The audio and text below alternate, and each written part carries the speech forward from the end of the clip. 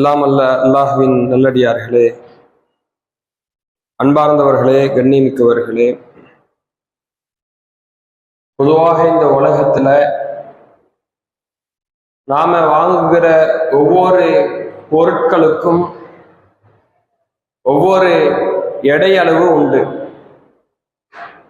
காய்கறிகள் இந்த மாதிரியான விஷயங்களை நம்ம வாங்கினோம்னா கிலோ கணக்கு என்ற ஒரு எடை அளவுல நம்ம வாங்குவோம். அதே மாதிரி நம்ம எண்ணெய் இந்த மாதிரியான தண்ணீர் சார்ந்த பொருட்களை நம்ம வாங்கினோம்னா லிட்டர் கணக்கில் நம்ம வாங்குவோம். அதே மாதிரி இந்த உலகத்துல ஒவ்வொரு விஷயத்துக்கும் ஒவ்வொரு எடையளவும் உண்டு. அந்த எடையளவை நாம் என்ன செய்வோம், கணக்கில் கொண்டு அதன் அடிப்படையில நாம வாங்குவோம். இப்ப நம்ம தங்கத்தை வாங்குறோம்னா தங்கத்துக்கு என்ன எடையளவு, நாம சாதாரணமா போய் 1 கிலோ 2 கிலோன்னு நம்மளால வாங்க முடியாது. அது தங்கத்துக்கான நாம ஆரம்பமாக நாம வாங்கக்கூடிய எடையளவு 1 கிராம் 2 கிராம் 1 பவுனு அப்படிதான் நம்ம வாங்குவோம். ஏன்னா தங்கத்துக்கான விலை மதிப்பு மிக உயர்ந்தது. அப்ப தங்கத்தை நாம 1 கிராம் வாங்குறதே நமக்கான 1 மாச சம்பளத்தை நாம கொடுக்கிற மாதிரி.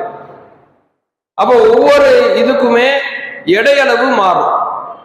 அந்த எடையளவை கணக்கு பண்ணி தான் நாம் என்ன செய்வோம், ஒவ்வொரு பொருட்களை நாம வாங்குவோம். இந்த உலகத்துல நாம ஒவ்வொரு விஷயத்துக்கும் ஒவ்வொரு எடையளவை தீர்மானிச்சுட்டு அந்த எடையளவை அந்த எடை நாம எதுல பார்ப்போம், ஒரு தெராசு இருக்கும். இன்னைக்கு பல தொழில்நுட்பங்கள் வந்துருச்சு, ஆனா அது ஒண்ணுதான், தெராசு தான். அப்ப அதெல்லாம் கணக்கு பண்ணி நாம என்ன செய்வோம், அதன் அடிப்படையில நம்ம வாங்குவோம். அதே மாதிரி நாம நமக்கு மத்தியில பேசிக்குவோம். எப்படின்னா, இந்த மனுஷனை பத்தி நீ என்ன எடை போட்டு வச்சிருக்கிற அப்படின்னு நாம கேட்போம். அதுக்கான அர்த்தம் என்ன, உன் மனசுல அவரை பத்தி என்ன எண்ணம் இருக்கு, நல்லவரா தீயவரா, நீ அவரை எப்படி நினைச்சு வச்சிருக்கிற, அதை நாம எப்படி கேட்போம், நீ என்ன எடை போட்டு வச்சிருக்கிற அப்படின்னு நாம கேட்போம். அப்போ ஒரே விஷயம்தான், ஆனா நம்ம ஒவ்வொரு இடத்துக்கு தகுந்த மாதிரி அதை நம்ம என்ன செய்யறோம், பயன்படுத்துறோம். இதே இடையளவை வச்சு இந்த எடையளவு நம்ம எப்படி இந்த உலகத்துல நம்ம ஒவ்வொரு விஷயத்தை எடை போட்டு பார்க்கிறோமோ அதே வச்சு அல்லாஹ் நம்மள்கிட்ட சொல்லுகிறான், நாளை மறுமை நாளில் நம்முடைய நன்மைகள் தீமைகள் எடை போடப்படும். அந்த நன்மைகள் அதிகமாக இருந்தால் சுவனம் கிடைக்கும், தீமைகளுடைய எடை அதிகமாக இருந்தால் நரகம் கிடைக்கும் சொல்லி அல்லாஹ் தனது திருமறையில சொல்லி காட்டுகிறான். அப்ப நாளை மறுமை நாளில் நாம் பல கேள்விகளுக்கு உள்ளாக்கப்படுவோம். பல கேள்விகள் நம்மிடத்தில் அல்லாஹ் கேட்பான். ஒரு மிக நீண்ட நெடிய விசாரணை நம்மிடத்தில் நடத்தப்படும். யோசிச்சு பாருங்க, இந்த ஒட்டுமொத்த வாழ்க்கையை பத்தி அல்லாஹ் நம்ம இடத்துல விசாரணை செய்வான். இந்த உலகத்துல நாம செய்த ஒவ்வொரு நாள்ல ஒவ்வொரு மணி நேரத்துல உள்ள தவறுகளையும் அல்லாஹ் நம்மிடத்தில் கேட்டு, இதை நீ எதுக்கு இப்படி செஞ்சேன்னு சொல்லி ஒவ்வொரு விஷயத்த அல்லாஹ் என்ன செய்வான், கேட்டுக்கொண்டே இருப்பான், விசாரிச்சு கொண்டே இருப்பான். அது மிக நீண்ட ஒரு விசாரணை நாளை மறுமை நாள்ல அல்லாஹ் நடத்துவோம். அந்த விசாரணை நடத்தப்பட்டதற்கு பிறகு நம்முடைய நன்மைகள் தீமைகள் எடை போடப்படும். அப்படி எடை போட்டு அதற்கான விளைவாக நமக்கு என்ன கிடைக்குதோ அதுதான் நமக்கான கூலி. நன்மைகளுடைய எடை அதிகமாக இருந்தால் அல்லாஹ் நமக்கு சுவனத்தை கொடுப்பான். அதே மாதிரி தீமைகளுடைய எடை அதிகமாக இருந்தால் நரக தண்டனையை கொடுப்பான். அப்ப இந்த ஒரு வழிமுறையை அல்லாஹ் என்ன செய்யறான், கையாளுவதாக நம்மிடத்தில் திருமறை குர்ஆனில் அல்லாஹ் சொல்லி காட்டுகிறான். இப்ப நல்லா யோசிச்சு பாருங்க, இந்த உலகத்துல நாம ஒரு பொருளை வாங்குறோம்னா ஏற்கனவே அதை எடை போடப்பட்டு இது 1 கிலோ தான் தெரிஞ்சாலும் கூட நம்ம என்ன செய்வோம், திரும்பி ஒரு வாட்டி போட்டு கரெக்டா 1 கிலோ இருக்கா இல்லையா நம்ம என்ன செய்வோம், பார்ப்போம். என்ன காரணம், ஒரு உறுதிப்படுத்துறோம். நம்முடைய மனசுக்கு திருப்தி வர்ற அளவுக்கு ஒரு உறுதிப்படுத்துறதுக்கு நாம என்ன செய்யறோம், ஒரு முறை நாம அதை என்ன செய்யறோம், சீர்படுத்தி அதை திரும்பி நம்ம எடை போடுறோம். ஆனா நாளை மறுமை நாள்ல நம்முடைய செயல்கள் எல்லாமே அல்லாஹ்விடத்தில் எடை போடப்படும். நமக்கு முன்பாக அந்த எடைகள் போடப்பட்டு அதுல இருந்து ஒவ்வொரு ஏடுகளை பற்றி அல்லாஹ் நம்மிடத்தில் கேள்வி கேட்பான். இன்னும் சொல்ல போனா அந்த எடைகள் போடப்பட்டு அல்லாஹ் புத்தகம் என்கிற வடிவத்துல நமக்கு ஒண்ணு கொடுப்பான். ஒரு புத்தகமாக அதை என்ன செய்வான்? அல்லாஹ் கொடுப்பான். அந்த புத்தகத்தை அல்லாஹ் கொடுக்கும் பொழுது அதை பற்றி திருமறையில அல்லாஹ் சொல்லுகிறான், அம்மாமன் ஊத்திய கிதாபஹு பி யமீனி, யாருடைய வலதுகரத்துல அந்த புத்தகம் கொடுக்கப்படுதோ, அதாவது அல்லாஹ் என்ன கான்செப்ட் வச்சிருக்கிறான், வலது கரத்துல கொடுக்கிறது இடது கரத்துல கொடுக்கிறதுன்னு ஒரு கான்செப்ட் அல்லாஹ் வச்சிருக்கிறான். அப்போ அல்லாஹ் அந்த குர்ஆன் வசனத்துல சொல்றான், யாருடைய வலது கரத்தில் அந்த ஏடு அந்த புத்தகம் கொடுக்கப்படுகிறதோ அந்த நபர் சொல்லுவாரா, ஹாவு முக்ரஉ கிதாபியா, பாருங்க இந்த ஏடு எனக்கு கொடுக்கப்பட்டுருச்சு, வாங்க எல்லாருமே படிங்க, படிச்சு பாருங்க நான் இன்னென்ன நன்மைகளை செஞ்சிருக்கிறேன், இந்த உலகத்துல இன்னென்ன இபாதத்துகளை செஞ்சிருக்கிறேன், இவ்வளவு நல்ல விஷயங்களை செஞ்சிருக்கேன்னு சொல்லி அந்த வலதுகரத்துல கொடுக்கப்பட்ட நபர் என்ன செய்வாரு, அங்குள்ள எல்லா மக்கள்கிட்டையுமே சந்தோஷமா சொல்லுவார், பாருங்க வலதுகரத்துல ஏடு கிடைச்சிருச்சு, படிச்சு பாருங்க நான் எவ்வளவு நன்மையை செஞ்சிருக்கேன்னு சொல்லி படிச்சு பாருங்கன்னு சொல்லி அவர் எல்லாத்தையும் போய் படிக்க சொல்லுவாராம். அந்த நபரை பத்தி அல்லாஹ் தொடர்ச்சியாக அவர் சுவனத்தில் இருப்பார், உயர்ந்த அந்தஸ்தில் இருப்பார்னு சொல்லி அல்லாஹ் தொடர்ந்து சொல்கிறார்.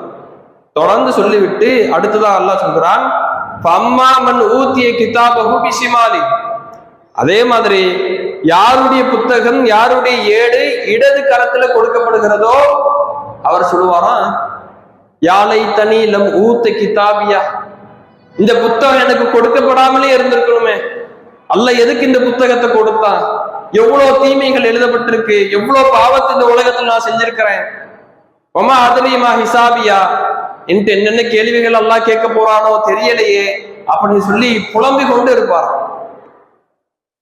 அதே மாதிரி மரணத்தோடு இந்த வாழ்க்கை முடிஞ்சிருக்க கூடாதா, உலகத்துல வாழ்ந்த ஆகிற மரணத்தோட எல்லாமே முடிஞ்சிருக்க கூடாதா, எதுக்காக அல்லாஹ் மறுமையில நீ எழுப்பிட்டான் அப்படின்னு சொல்லி அந்த மறுமை நாள்ல இடது கையில ஏடு கொடுக்கப்பட்டவர் புலம்புவார். இப்ப யோசிச்சு பாருங்க, அல்லாஹ் ஒரே ஒரு ஏடு தான், அந்த புத்தகத்தை வலது கரத்துல கொடுத்தால் அந்த மனிதர் சந்தோஷப்படுகிறார், இடது கரத்தில் கொடுத்தார் மிகப்பெரிய நஷ்டம் அடைந்தவராக மாறுகிறார். அப்போ நாளை மறுமை நாள்ல அல்லாஹ் நிறைய விஷயங்களை இப்படி நுண்ணிப்பாக நம்மிடத்தில் வெளிப்படுத்துவான். அதே மாதிரி அல்லாஹ் தனது திருமறையில சொல்கிறான், அன்றைய தினத்தில் நீங்க எல்லாருமே அந்த மஹ்ஷர் மாகாணத்தில் நிறுத்தப்படுவீர்கள். அந்த நேரத்துல எந்த ஒரு மறைவான விஷயமும் மறையாது. நீ இந்த உலகத்துல எவ்வளவோ மறைவான விஷயங்கள் வச்சிருப்பீங்க, யாருக்குமே தெரியக்கூடாது, இந்த ரகசியம்லாம் எனக்கு மட்டும்தான் இருக்கணும், வெளியே வந்துடவே கூடாதுன்னு சொல்லி எத்தனையோ நபர்கள் நினைச்சிருப்பீங்க. ஆனா அந்த நாள்ல மஹ்ஷர் மைதானத்துல எல்லோருடைய ரகசியங்கள் வெளிப்படுத்தப்படும், யாருமே எதையும் மறைக்க முடியாது அப்படின்னு அல்லாஹ் ஒரு மிகப்பெரிய முற்றுப்புள்ளியை வைக்கிறார். இப்ப நாளை மஹ்ஷர் மாகாணத்துல நம்மை மீறி எல்லாமே நடந்துகிட்டு இருக்கும். நாம செய்த தவறுகள், நாம வைத்திருக்கக்கூடிய எல்லா ரகசியங்கள் நாளை மறுமை நாளில் வெளிப்படுத்தப்பட்டு இந்த உலகத்துல நாம யார் யாருக்கு என்னென்ன அநியாயங்களை செஞ்சோமோ, யாருக்கு எதிராக நாம பேசணுமோ, யாரை பத்தி புறம் பேசணுமோ, யாரை பற்றி தவறாக நாம பேசினோமோ அது எல்லாமே நாளை மறுமை நாளில் எல்லா மக்களுக்கு முன்பாக எடுத்து காட்டப்பட்டு அந்த வலதுகிடத்துல கொடுக்கப்பட்டவராக அந்த மனிதர் இருந்தாருன்னா எல்லா மனிதர்களையும் கூப்பிட்டு அவர் சொல்லுவாரு, பாருங்க இந்த புத்தகத்தை என்னுடைய ஏடை படிச்சு பாருங்க, எவ்வளவு நன்மைகளை செஞ்சிருக்க பாருங்கன்னு சொல்லி சந்தோஷப்பட்டு சொல்லுவாரு. அதே இடது கரத்துல புத்தகம் அந்த ஏடு கொடுக்கப்பட்டால் அவர் புலம்பிக் கொண்டு இருப்பார், எதுக்கு இந்த மறுமையில அல்லாஹ் என்ன எழுப்பினா, இந்த மரணத்தோட என்னுடைய வாழ்க்கை முடிஞ்சிருக்க கூடாதா, மரணத்தோட எல்லாமே க்ளோஸ் ஆகி இருக்க கூடாதா, எதுக்கு திரும்பி எழுப்பப்பட்டேன்னு சொல்லி மிகப்பெரிய நஷ்டவாளியாக இருப்பார் என்று அல்லாஹ் திருமறை குர்ஆனில் குறிப்பிட்டு சொல்கிறார். இப்ப நாம தீர்மானிக்கணும், வலது கரத்துல புத்தகத்தை வாங்கக்கூடியவர்களாக நாம இருக்கணுமா, அல்லது இடது கரத்தில் வாங்கி பல புலம்பல்களையும் பேசிக்கொண்டே நஷ்டவாளியாக நின்றாரே அப்படி நாம் நிற்கணுமா? இந்த தீர்மானம் எப்படி தெரியுமா இருக்க முடியும்? அல்லாஹ் எப்படி வலது கரத்துல கொடுக்கிறா, எப்படி இடது கரத்துல கொடுக்கிறான்னு தெரியுமா? இதுக்கெல்லாம் ஒரே ஒரு அடிப்படை தான் இருக்கு. அல்லாஹ் அந்த குடும்பம், இவருக்கு குடும்பம் நல்ல குடும்பம், நல்ல அந்தஸ்து மிக்க குடும்பம், உயர்ந்த குடும்பம் என்பதை வைத்து அல்லாஹ் என்ன செய்ய மாட்டான், வலது கரத்துல அந்த புத்தகத்தை கொடுக்க மாட்டான். இவர் அழகானவர், இந்த உலகத்துல மிக செல்வந்தர் என்கிற அடிப்படையில அந்த மனிதருக்கு அல்லாஹ் என்ன செய்ய மாட்டான், வலது கரத்துல கொடுக்க மாட்டான். அல்லாஹ்வுடைய தூதரவர்கள் கூட ஒரு விஷயத்தை சொல்லியிருக்கிறார்கள். ஒரு மனிதர் மரணித்து விட்டால் அந்த மனிதரை பின்தொடர்ந்து 3 விஷயங்கள் செல்லும். ஒண்ணு அஹ்லுஹு, அவருடைய குடும்பம், வமாலுஹு, அவருடைய செல்வம், வஅமலுஹு, அவருடைய அமல். இந்த 3 விஷயம் அந்த மையத்தை பின்தொடர்ந்துகிட்டே போகும். அடுத்தது அவர் என்ன செய்யப்படுவாரு, கபர்ல அடக்கம் செய்யப்படுவாரு.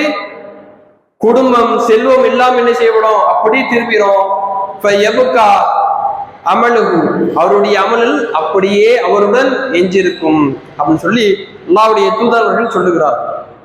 அப்ப நம்மோடு நாளை மறுமை நாள் வரைக்கும் வரக்கூடியது இந்த அமல்கள் தான்.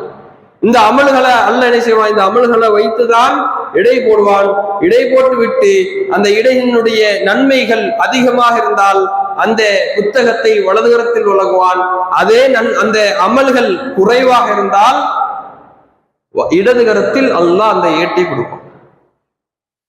அப்போ நாம் இந்த உலகத்துல நமக்கு எல்லாமே அல்லாஹ் என்ன செஞ்சிருக்கிறான், ஒரு தேர்வு செய்வதற்கான ஒரு வாய்ப்பு இந்த உலகத்துல அல்லாஹ் கொடுத்திருக்கிறான். நிறைய பாதைகள் இருக்கு, எந்த பாதையினாலும் நம்ம தேர்வு செய்யலாம்.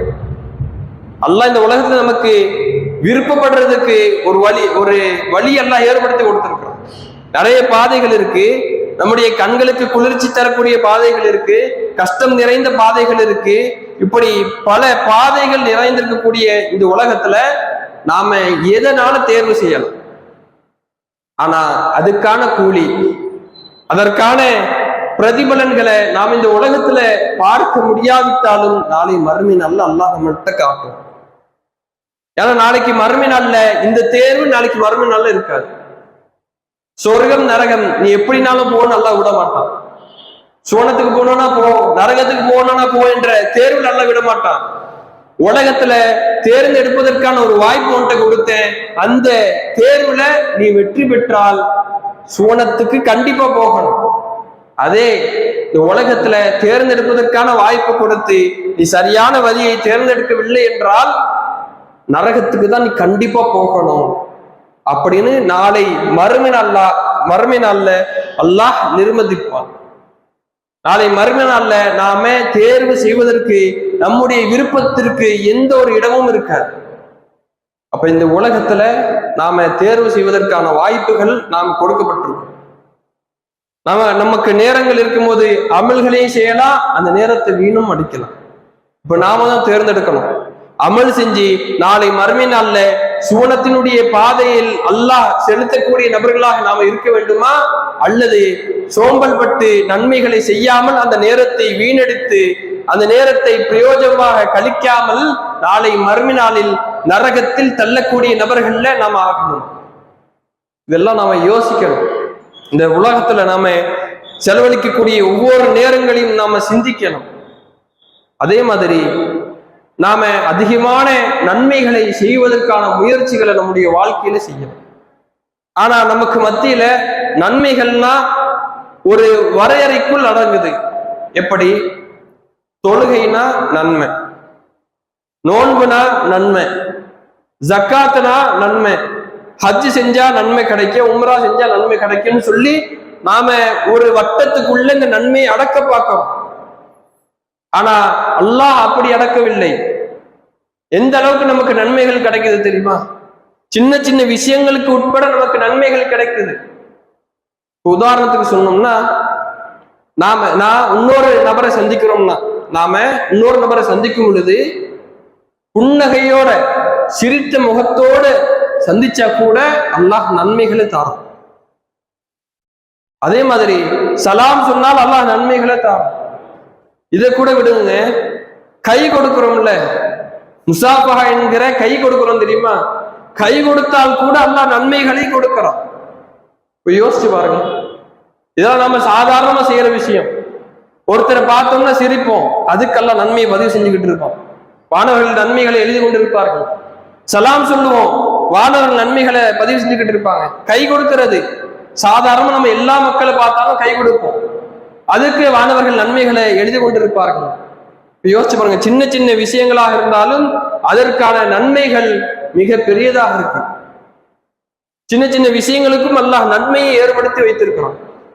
அதே மாதிரி பாதைகள்ல நாம போறோம்ல, பாதைகள்ல மனிதர்களுக்கு இடையூறு தரக்கூடிய ஏதோ ஒரு பிரச்சனையை தரக்கூடிய ஏதோ ஒரு விஷயம் கிடக்குது, முள்ளோ கல்லோ ஏதோ ஒன்று கிடக்குது. அது சின்னதோ பெருசோ நாம அந்த பாதையிலிருந்து அப்படி அகற்றி போட்டோம்னா அல்லாஹ் நம்மை பார்த்து சந்தோஷம் அடைகிறான் என்று அல்லாஹ்வுடைய தூதர்கள் சொல்லுகிறார். யோசிச்சு பாருங்க, நாம எந்த யோசனை நம்ம செஞ்சிருப்போம்? ஒரு சின்ன விஷயம் தான், ஒரு சின்ன கல்லு முள் ஏதோ ஒன்று கிடக்குது, எடுத்து அப்படி போடுறோம். ஆனா இந்த சின்ன செயலுக்கு கூட அல்லாஹ் சந்தோஷப்படுகிறான் என்று அல்லாஹ்வுடைய தூதர்கள் சொல்லுகிறார். அப்ப இந்த மார்க்கத்துல நாம செய்யக்கூடிய சின்ன சின்ன விஷயங்களை கூட நாம என்ன செய்யக்கூடாது, அற்பமாக கருதி விடக்கூடாது. நாம செய்கிற எல்லா விஷயங்களுக்கும் நன்மைகள் கிடைக்குது. மக்களுக்கு பிரயோஜனம் தரக்கூடிய, மக்களுக்கு நன்மையை தரக்கூடிய, பிறர் நலத்தை நாடக்கூடிய விஷயமாக எது இருந்தாலும் அதன் மூலமாக நமக்கு நன்மைகள் கிடைக்குது.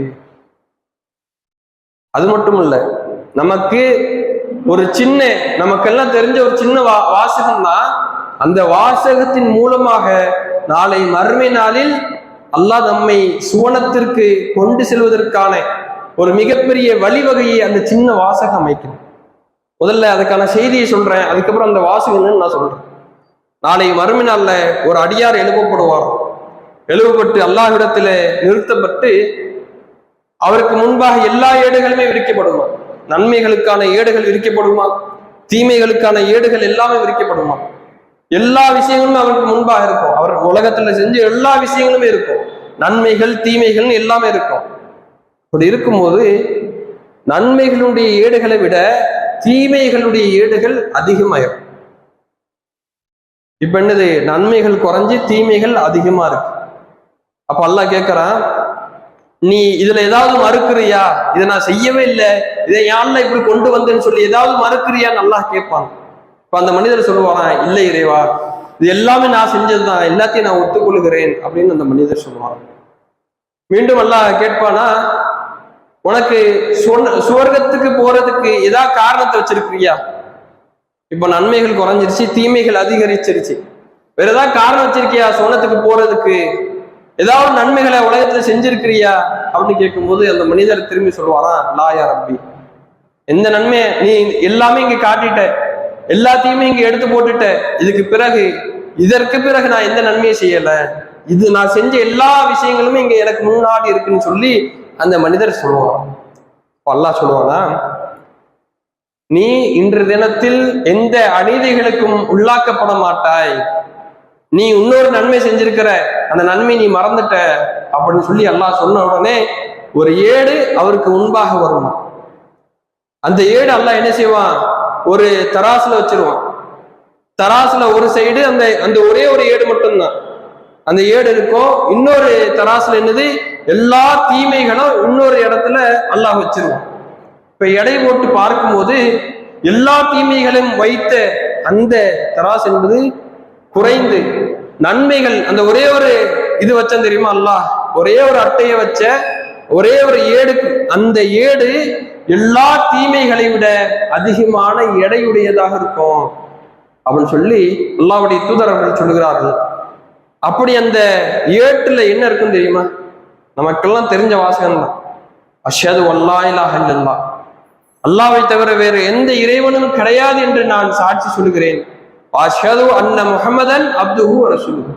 அதே மாதிரி முஹம்மது என்பவர்கள் அல்லாஹ்வுடைய அடியாரும் அல்லாஹ்வுடைய தூதரும் ஆவார்கள் என்று நான் சாட்சி சொல்கிறேன் என்று அந்த ஏட்டுல பதிவு செய்யப்பட்டிருக்கு.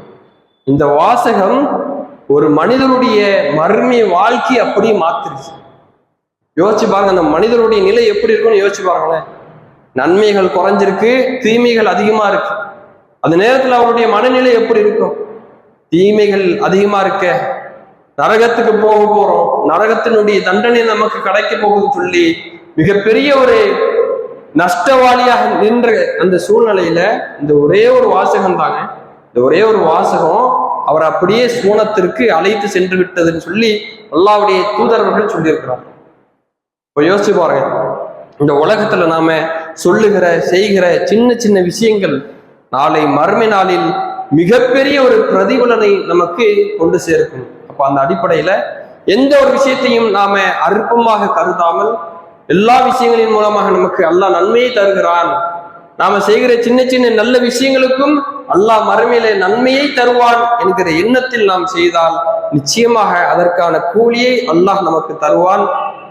நாம் செய்யக்கூடிய இனிமேல் செய்யக்கூடிய எல்லா நல்ல செயல்களின் பொழுது இதன் மூலமாக நாளை மறுமையில் எனக்கு சுவனம் கிடைக்க வேண்டும் என்கிற எண்ணத்தில் நாம் செய்யக்கூடியவர்களாக இருக்க வேண்டும் என்று கூறி எனது இந்த உரையை நிறைவு செய்கிறேன். வாஹிர் தவானா அல்ஹம்துலில்லாஹி ரப்பில் ஆலமீன். அஸ்ஸலாமு அலைக்கும் வரஹ்மத்துல்லாஹி வபரகாத்துஹு.